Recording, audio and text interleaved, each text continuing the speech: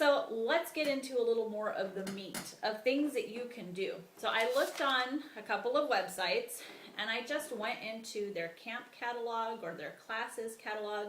It depends on what they call it. There's all different kinds of things. And I found so many things to do. You guys have to go look at these websites. You will be astounded by ideas. In fact, you'll have too many ideas and you won't know what to do. So sit down with your kids and guide them, help them to pick out a few things, and maybe you make it a unit study or whatever. You know, whether you homeschool or not on a regular basis, you can use this and just have some fun with your kids and learn a lot. So I'm going to just read down. I'll probably comment on a few of these, but there's a lot. So astronomy. So you're going to learn about the universe. A simple library book would do with this. You can also make star guides. I found plenty of resources for that online. Fossils and geology, whale watching. We've got a lot of whale watching areas along our coasts in Oregon and Washington. Marine wildlife, I already talked about that. Mount St. Helens, exploring around there.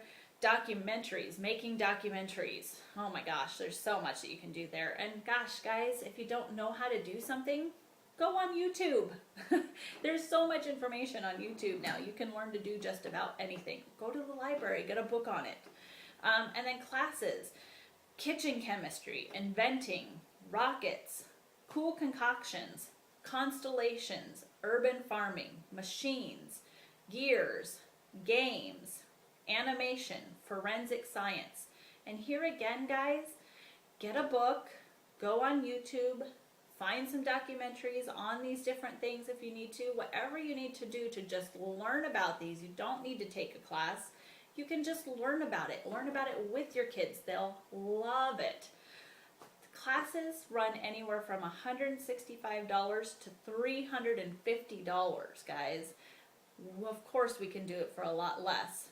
Now, granted, make sure you still budget for it because it will cost some money. Not everything, but some of it will. But certainly nowhere near even $165. So that was just one website. I didn't even look on a couple of the other websites that I mentioned, and I'm sure they have a ton of information on there too. But just check out your local resources. Around here, I know we have several really great community centers. We have, of course, Parks and Recreation, which is just about everywhere. Just check out your resources and find out, you know, maybe you do join a class, maybe you do join a camp, but then maybe you can take that camp, say you have a cowboy camp theme or something. You could take that further with your own kids. This is a great time, whether you homeschool or not, to go to the library and look up some unit studies if you wanted to look at medieval times and knights and all of that kind of stuff. Now could be a great time. For my family, we like to make our own Halloween costumes. So if there's like a unit study that you're doing or whatever, you could be making costumes for Halloween this year, maybe a little more outstanding costumes, or, you know, maybe you learn the history about it so you're not just making a costume. There's so much that you can do, and obviously we don't want to be stuck inside, but there is lots that you can do indoors and outdoors. And of course around here we have to plan for both since we don't always get the sun that we would like.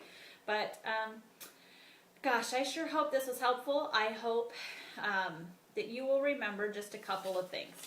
Have lots of fun this summer. And I'm not trying to tell you guys this because I'm the perfect parent or do this perfectly. I certainly do not.